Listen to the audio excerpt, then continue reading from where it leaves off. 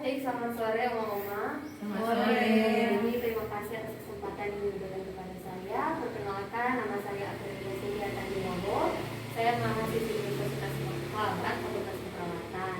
Jadi saat ini saya akan melakukan atau memberikan penyuluhan kepada Oma-Oma. Kira-kira 15-20 menit, apakah bisa? Boleh. Terima kasih. Jadi judul penyuluhan saya yaitu mengenai osteoporosis. Katakan tidak untuk osteoporosis. Sebelum itu mari kita bahas terlebih dahulu mengenai tulang. Nah, apakah tulang yang sehat itu penting? Jadi tulang adalah jaringan yang berperan penting dalam memberi bentuk tubuh dan menopang tubuh secara keseluruhan.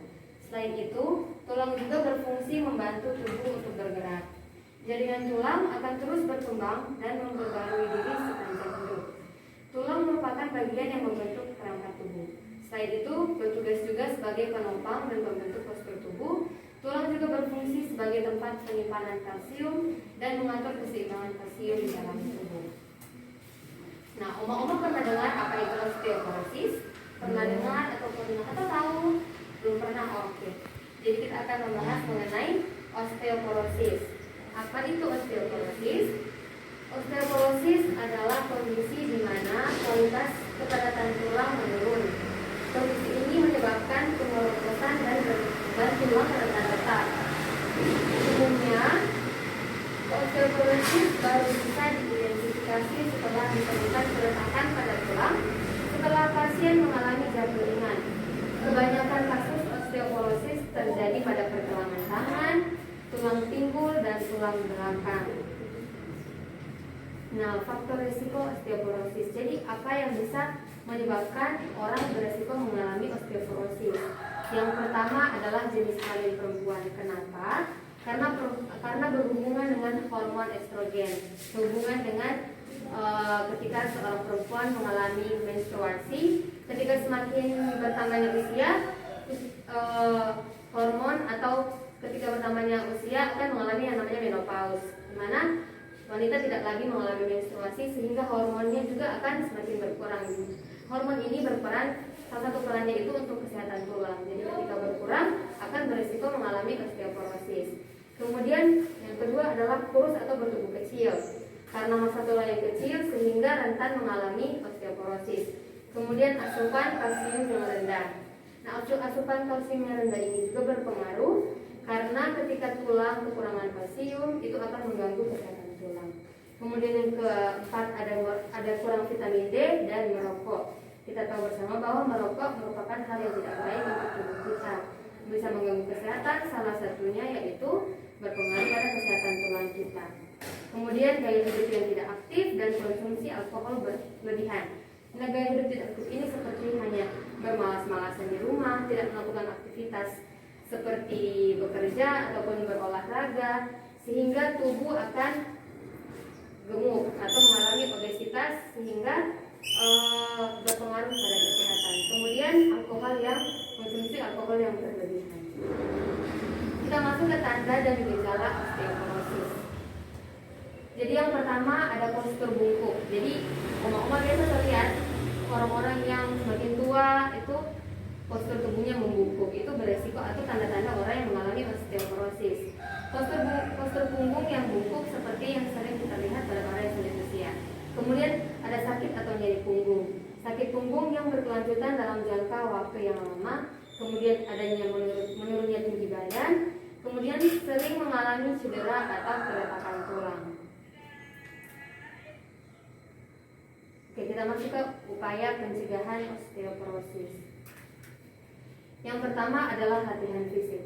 Itu berfungsi untuk meningkatkan kepadatan tulang.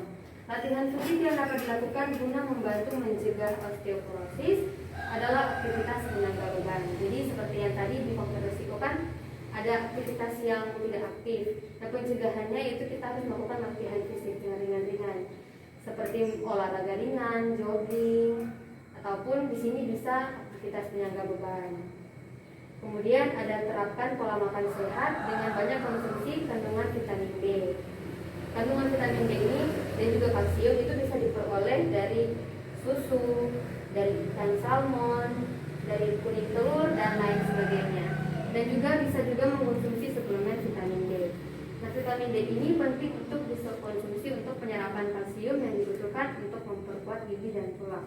Selain dari makanan, kita juga bisa memperolehnya dari sinar matahari saat berjemur di pagi hari. Yang baiknya yaitu di bawah jam 10 selama 15 sampai 30 menit sehingga bisa memperoleh matahari atau sinar matahari yang baik bagi tulang. Kemudian yang berikutnya adalah berhenti merokok dan konsumsi minuman beralkohol karena itu tidak baik untuk tubuh. Kemudian ada berjemur di bawah paparan sinar matahari pagi sebelum jam 9 atau jam 10 pagi. Paparan sinar matahari akan membantu tubuh memproduksi vitamin D secara alami. Setidaknya usahakan minimal 10 menit setiap hari untuk berjemur. Nah, di sini ada upaya pencegahan yang terakhir yaitu senam. Jadi nanti oma-oma boleh ikut gerakan yang akan saya ajarkan. Orang boleh mau senam, boleh berdiri. Si kuat-kuat atau oma?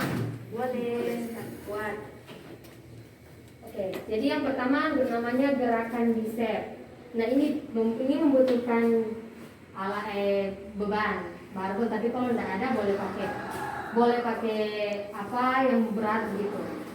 Itu yang pertama, angkat beban, angkat tangan ke arah dada hingga otot lengan Anda berkontraksi. Jadi seperti ini, orang sebegini. Ulangi sebanyak 8 kali. 1, 2, 3, 4, 5, 6, 7, 8. Kemudian gerakan yang kedua. Nah, ini gerakan kalau anak-anak muda bilang squat. Oma pernah dengar? Enggak. Gerakan jongkok. Jadi buka kaki selebar pinggul terlebih dahulu. Kalau misalnya oma susah mau jaga keseimbangan boleh pegang meja. Mari ini mesti kuat-kuat toh. Jadi setelah itu tekuk lutut dan mulai berjongkok secara perlahan. Pastikan tubuh Anda dalam kondisi yang tegak saat melakukan gerakan ini. Jadi seperti ini. Nah, lakukan sebanyak 8 kali. Nanti oma-oma boleh praktekkan di rumah sebanyak 8 kali. Kemudian gerakan yang ketiga itu angkat kaki pinggul. Nah, ini pertama buka kaki selebar pinggang. Kemudian pusatkan berat badan Anda ke kaki kiri, lalu angkat kaki kanan ke samping. Kaki kiri jadi seperti ini. Pastikan kaki kanan tetap lurus. Ya, kalau sudah sebelah sini boleh tukar lagi sebelah sini. Ingat ya, sebanyak 8 kali. Oke, gerakan yang keempat yaitu hentakan kaki. Nah, ini cuma mau hentakan kaki di tangan saja. Seperti itu. Ulangi selama 4 kali. 4 kali. Kalau sudah kaki sebelah tukar selama 4 kali. Kalau emak-emak susah mau jaga keseimbangan boleh pegang untuk barang-barang meja yang kokoh. Kemudian gerakan yang kelima berdiri dengan satu kaki. Emak tangan-tangan boleh di sini. Kemudian angkat salah satu kaki sambil memegang perabot kalau misalnya sulit untuk menjaga keseimbangan. Tahan selama 1 menit. Setelah 1 menit turunkan perlahan. Kemudian ulangi pada kaki yang sebelahnya selama 1 menit. Seperti itu. Kemudian gerakan yang keenam yaitu gerakan memperkuat bahu. Caranya letakkan tangan di samping tubuh seperti ini. Nah, setelah itu angkat perlahan, kemudian turunkan, angkat, turunkan. Dia tidak boleh lebih dari bahu, jadi mesti rata. Angkat, itu ulangi sebanyak 8 kali. Kemudian gerakan yang selanjutnya gerakan hamstring. Nah, gerakan ini yaitu membuka kaki selebar bahu, kemudian angkat salah satu kaki ke arah bokong, seperti ini. Kalau sudah, tahan berapa menit, 1 menit, kemudian letakkan kembali, tukar dengan kaki sebelahnya. Nah, ini ulangi sebanyak 8 kali. Nah, gerakan yang terakhir adalah gerakan duduk pada bola. Namun ini memerlukan bola gym, oma, tapi tidak ada bola gym. Jadi oma boleh pakai kursi yang empuk atau pokoknya di sini boleh, tapi mesti yang empuk. Itu gerakannya duduk di oma duduk jadi kursi. Duduk di atas sesuatu yang empuk selain bola gym. Pastikan telapak kaki dalam posisi yang rata dengan lantai. Ya, seperti itu. Kemudian tubuh dalam posisi yang tegak. Lalu letakkan kedua tangan ke depan tubuh, namun telapak tangannya menghadap ke depan. Kemudian tahan selama 1 menit. 1 menit, kemudian ulangi sebanyak 2 kali. Oke.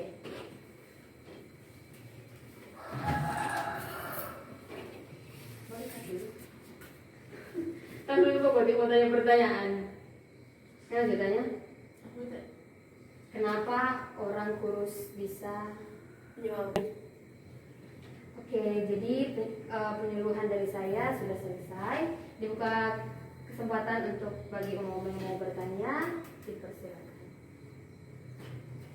Dengan siapa? Oma lo. Jadi pertanyaan saya yaitu kenapa orang yang kurus bisa terkena osteoporosis? Oke, terima kasih Oma. Jadi pertanyaannya hanya dibuka untuk satu orang saja. Jadi kenapa sampai orang kurus itu berisiko? Karena orang yang bertubuh terlalu kecil atau terlalu kurus itu massa tulangnya kecil. Tapi bisa juga berhubungan dengan orang yang diet. Kan kalau orang yang diet otomatis diet yang salah, tidak paham mengenai diet yang benar. Jadi misalnya orang konsumsi kalsium yang kurang, sedangkan kalsium itu berperan sebagai kesehatan tulang. Jadi bisa berpengaruh pada kesehatan tulang. Oke, terima kasih Oma sudah bertanya. Jadi saya mau klarifikasi, cuma mau tanya satu pertanyaan bagi Oma yang tahu jawab. Dia pertanyaan, apa itu osteoporosis?